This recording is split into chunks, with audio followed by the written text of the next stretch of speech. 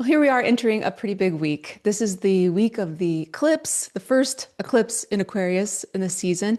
And we also are getting the big conjunction on Friday. So, Tuesday, the 17th, Aquarius eclipse, a few other things we're going to talk about. And at the end of the week, it's Saturn Neptune exact. But let's be honest, it's already happening. They're together at 0 degrees, and it's real. We're in the new era. On the 13th of February, that's when it shifted. On the 13th, I was actually at San Diego Astrological Society. And man, I tell you, how cool it is to be with actual real people in real life. And especially when you have shared interest. And my dog's crying, if you can hear that. He likes to howl. I don't know. He's just right outside my door, but he's like an opera singer every once in a while. All right. Well, he's done howling now. I don't even know what I was talking about. We are so casual today, my friend. We are just super casual. So yeah, I was talking about being in a place with real people, and that's kind of the Aquarian ideal. Is when we come as individuals into a group setting, we can strengthen this bond that we have together and take something back to this individuation path. There's an inner flow of energy of Leo and Aquarius. And so that's kind of what we're getting at the beginning of this fresh new eclipse cycle. It's really interesting. There's another astrologer you may have heard. Her name's Molly McCord, and I follow her on Substack. I opened up the email, and wow, look at this cool. I'm going to share this with you just because I was so impressed. This is the 2026 Cosmic Surge graphic with the horse, fire horse running, Aquarius eclipse, and the fire horse. So that's the other thing that's happening. On the 17th, 2026, not only are we in an eclipse of the sun, but we are also getting the fire horse from that same exact day. The new lunar new year is shifting from the wood snake to the fire horse and coming right out. Super like Apollo, super powerful. Anyway, I like the way she put this is the eclipse is the spark. It's the spark for the horse to ignite. And on the 17th, that's when it's launching. The first Aquarius eclipse since 2018 initiates a brand new future-oriented trajectory. Aquarius is all about the future. It's about the idealism of humanity and what we need to do as individuals to make the world a better place. The fire horse is going to light that up. And she says 2018, and that would be the reverse node when it was the other way around. Aquarius is getting the north node, and that would have been a south node eclipse. So, anyway, the next thing she says there is decisive shock and rock energy because there's a square to Uranus and it forces the release of paths and ideologies that no longer fit. Like this week, man, I just would not be surprised if we get all sorts of revelations and news cycle things that are just going to blow our minds, or maybe things are happening in the darkness. The spark is happening that we won't really know until later. That's what I wrote in my last newsletter. That's shifting, that's changing. It's ending on the 17th as well. I mean, gosh, I don't know if they planned that with astrology, but how interesting that MailChimp decided they were no longer going to serve people the way that they have been serving, and they're going to end it. So eclipses are known for major beginnings and major endings, and they kind of go together. Anyways, then back onto this badass horse, untamed fire horse energy. The Chinese zodiac influence brings a confident, fast-moving, and wild surge to the timeline. We're going to be running fast. With all this fire and air energy, as things are going to get, it's going to be so different than the water and earth era that we've been trudging through. Other thing that I thought was interesting, 2018 was when the last eclipse was in Aquarius and Leo, but reversed. That's when Uranus entered Taurus. So that's also closing up. Uranus will be entering Gemini this year. So maybe we can track how those align. Anyway, the fire horse surge goes into rapid acceleration, amplifies the speed and intensity of the radical shifts occurring in 2026. And the radical shifts are just, going to be obvious because the outer planets have all gone into new signs by the end of 2026. Big deal. Doesn't happen that often. Really rare. Then August, the second wind, the initial February shift receives a major surge of growth and development in August. Why she says that is that's the eclipse that pairs up with this one. That's the Leo lunar eclipse. So we see that it's happening at 28 degrees, 53 minutes. And I thought, what is the Sabian symbol? Pulling up Dane Rudyard, Aquarius 29 is a butterfly emerging from a chrysalis. the capacity to utterly transform the character of one's consciousness by radically altering the structural patterns of everyday living and the types of relationships one enters upon. How interesting.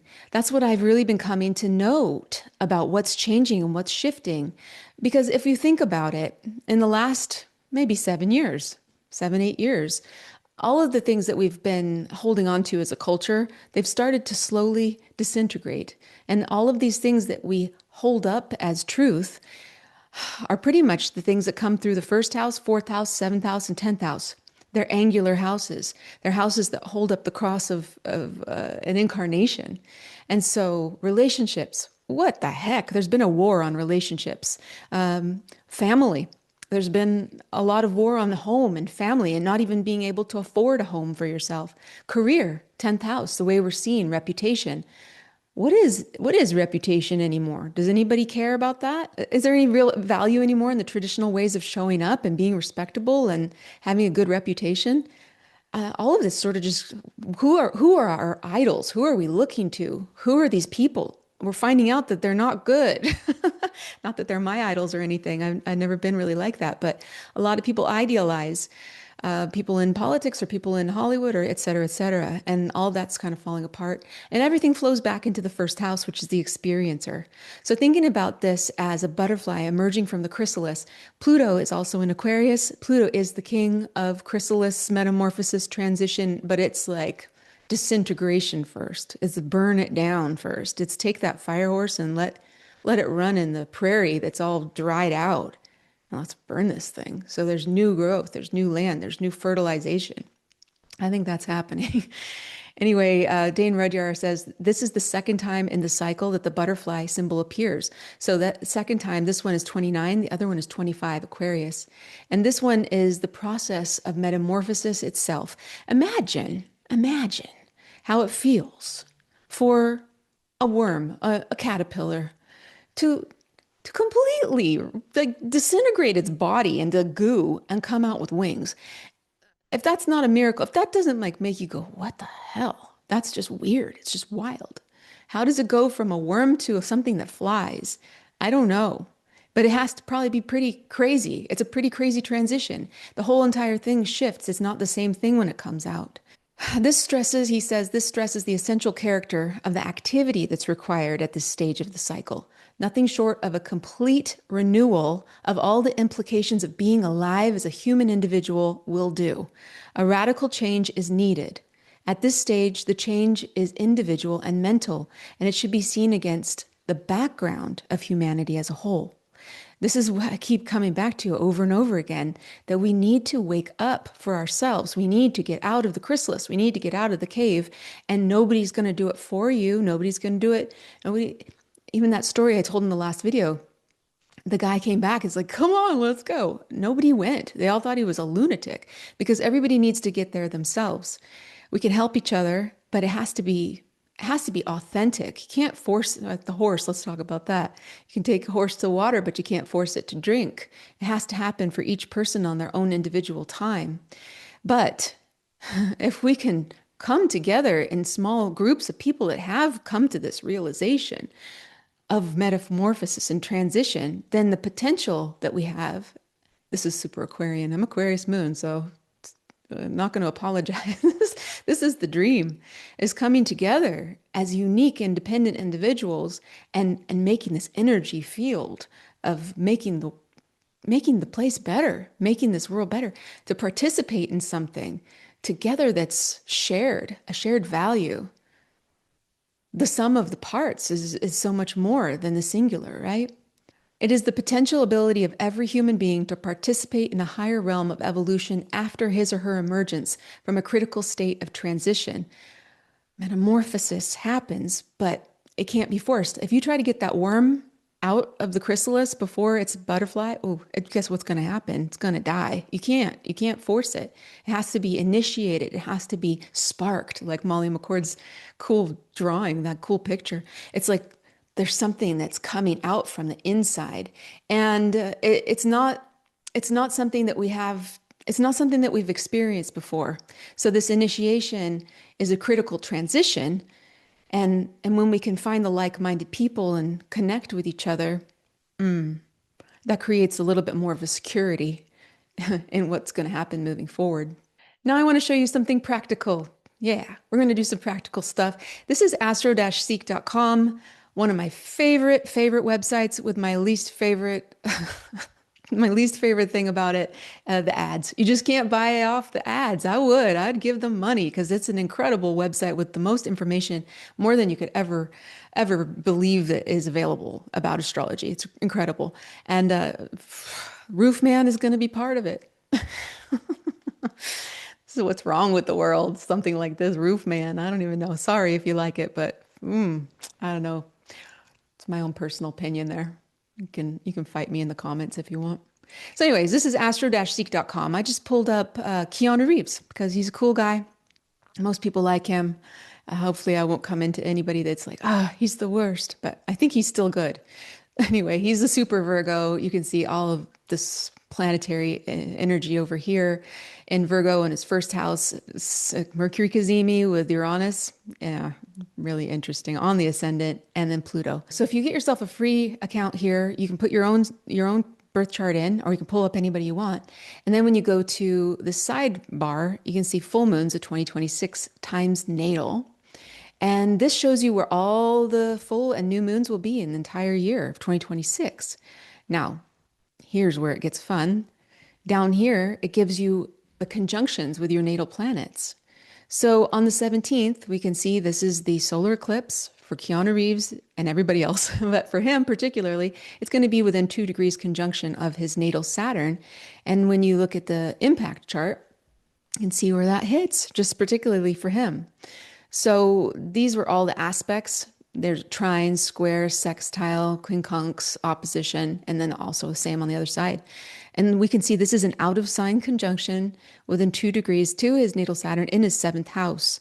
Other things that will be squaring up, ninth house, Jupiter, and trining his north node. It's going to be in quincunx to his, you don't hear astrologers talk about this one too much. It's called aversion in Hellenistic astrology. I'm still working on what I think about it, but I think there's some secretive relationship of creativity. It's like some underground thing. I'm still working on it. And then the opposition, of course, is the 180. And so you can see it doesn't really do much to his Virgo over here. It doesn't do much on this side. It hits a nice sextile to his south node. So this just gives you an idea. This particular eclipse is going to probably be stimulating his relationships, the way he is in his health and his joy, his pleasure, because Saturn rules his 6th and 5th house and is in his 7th house. But here's what I thought was cool. So when you pull up, so this is just that particular one, but you can see this one's even more significant for Keanu because it's the lunar eclipse. Eclipses always come in pairs. But this is the last Virgo one that we're going to be getting. It's important to note that it's going to be conjunct for him, his Sun, his Mercury, his Uranus, and Pluto, and his ascendant. Pluto is like 0 degrees. It's exactly conjunct. Let's check out the impact chart. Okay, so here it is. This is where the lunar eclipse is happening for him. Very personal. His Chiron is right on his descendant. If you know his story about relationships, he had a wife and she was pregnant, and then they were really happy and in love, and she died. I think she was in a car crash. I don't remember exactly, but it was very tragic. So he lost that love and his wife and his child at the same time. And the woman that he's with now, she's significantly older looking than him. I'm not sure if she actually is, but this tracks. If you have Saturn in the 7th, then usually either relationships happen later in life or you're attracted to people that are older or more mature. Anyway, so if you put those two together, you can see that there's something happening to him in his personal experience, his expression, his whatever he's feeling about himself. This is a South Node eclipse, so there's some big closure here for him, potentially about relationships. Maybe he's opening up to a new level with his personal relationship. We can go into depth about this kind of stuff. It's all like thematically correct, but you can't really tell until you're talking to the person. So anyways, I thought that was interesting. If you want to use that to your own advantage, you can see what planets are activated. If it's during an eclipse specifically, it's going to be way more significant to you. And then you can like reduce astro anxiety. When I look at these titles in the emails that I get, some of the people I follow, it's It's so hyperbolic. It drives me nuts. It's like this shift, that shift. Yes, yes. Sorry, I'm on my soapbox today. Yes, it's a big time. Obviously, things are changing, but we're going to get overwhelmed if you keep pointing to every single thing every single day. Astrology becomes just as bad as the news. It's just as bad as social media. If you don't know how to weave your life into manifestation with it and say, okay, like for Keanu, probably maybe not that significant the 17th. The third, yeah. That's so personal. If you're a Virgo rising, now you know you're going to have that. Or if you're Virgo sun, or if you're Virgo moon, or if you have a Virgo stellium, I might want to look into it and see what's happening there. So it's really just a cool way to personalize astrology to yourself a little bit more, which is really where I'm coming to understanding that's my passion. That's my passion. The other night when I was at the San Diego Astrological Society and at the question and answer period, a really cool question came about synastries, two different people's charts. We were talking about relationships, right? So it was progressed chart synastry. Like that's so many layers deep. And that's what's so cool. You can't really necessarily get to that point oftentimes with a 1 hour consultation that you have with an astrologer, a professional astrologer. I mean, you could specifically ask for that. But if you know astrology for yourself and you're really into it, you can eventually get to that point where you're ready to look at progressed charts and you're ready to look at synastry with progressed charts and see how those relationships grow over time, how you change over time. It's so cool. I mean, astrology is great. And knowing it for yourself, you'll never get bored, I promise. The only thing that's annoying is the ads on Astro-Seek. Everything else in astrology is pretty awesome. So let's wrap this up. Let's land the plane. What is going on here? The 17th is a big day. The fire horse is sparked. The eclipses are beginning in a new area with Pluto. It's about transformation, metamorphosis. We're all coming to this point where some people are getting out. Some people are coming out butterflies, and butterflies fly. Yeah, fire butterfly horse. That's pretty cool. And what else? Oh yeah, just no big deal. But Saturn Neptune conjunction at 0 degrees Aries. That's built into this too. I mean, it's already there. So the big day is Friday though, when they're exact by the minute and degree. And this is really the moment where we're going to look back and see a shift. And even though all the hyperbole is probably about right now, but aligning it to yourself, what you experience. I was driving to my mom's, my washing machine broke. So again, these freaking washing machines suck nowadays. And so she's so nice. She lets me do laundry at her house. We live about 12 minutes apart. So I was driving to her house and we live somewhere exquisitely beautiful. I'm just blessed and I know it. It's like the Shire, especially at this time of year. It's like springtime for us, even though it's January. And all of the things are green. And it was wet. I was driving west and the sun was just about to that point where it was going down. The clouds were big and billowy and the light of the sun. I just was almost like gonna cry. It was so beautiful. And I don't usually, I mean, I notice things, but like that just really set it in stone that all these things that we're being distracted by, the world is perfect. The earth is perfect. It's the humans that are making the issues. So if enough of us come together and respect the beauty of the moon and the sun and the planets in this exquisite environment that we have, there's moments for everybody where you just look around and think, what a beautiful world, you know?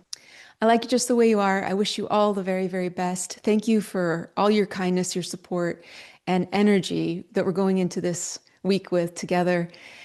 Whew, let's go. It's going to be exciting. Spark the horse. Let her go. Let her go. Let her run. All right. I'll talk to you next time.